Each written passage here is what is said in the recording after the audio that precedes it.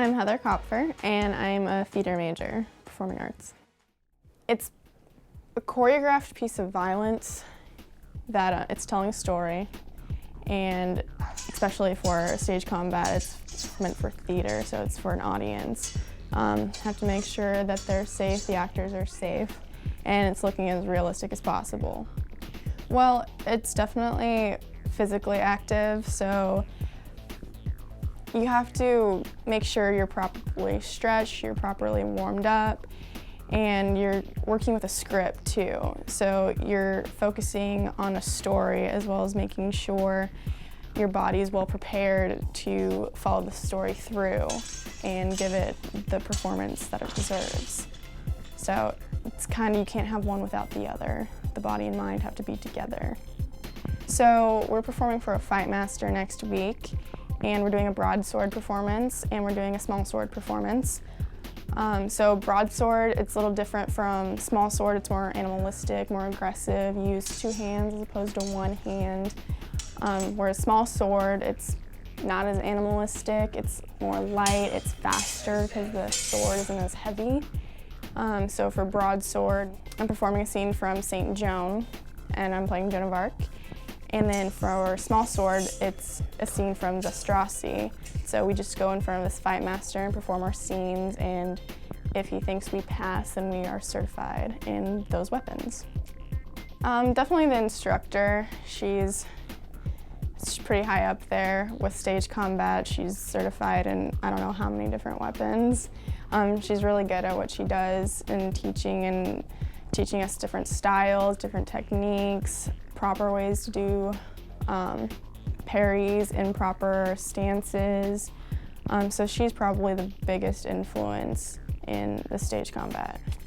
My favorite's definitely the broadsword. I like the broadsword more than the small sword just because it's more aggressive, it's more full body. It's just more physically demanding, I feel. And with small sword, I don't feel as physically active. And I just think broadsword's more fun. They're both fun, but broadsword's great. So when we get our script for our different scenes, besides stretching, getting our body ready, we have to figure out our character. Because is this character a fighter? Is it a non-fighter? It's gonna affect how you portray the part and your body as well. So you go over lines, you figure out an objective, you figure out what they want from your opponent, how you go about it, different tactics. So it can really have a different impression on how a scene is perceived and how it progresses. And it's definitely a lot of work. It's not easy. This college is very, I guess user-friendly would be a term to use. There's a lot of resources when you need help. There's the Learning Center, there's Andrea, she's the head of the whole theater department, so if I ever have any questions on what classes I need to take, how do I go about this and that, she's very helpful in that field. Professors here are great. I enjoyed my English class a lot. It's definitely different than high school. It's very open, and the instructors here are great. They tell you who to talk to, they tell you which class prefixes you want to look up, it lists descriptions. It's just very informative and directive, especially if you don't know what you want to do. They even help you figure that out, and they're like, okay, get your generals out of the way and then figure out your electives and what you want to participate in. Well, definitely getting associates in theater is something that could look good on a resume, and even getting an associate's can transfer over to a university, and you can further your training in acting, stage combat if you want to progress in that with different weaponry.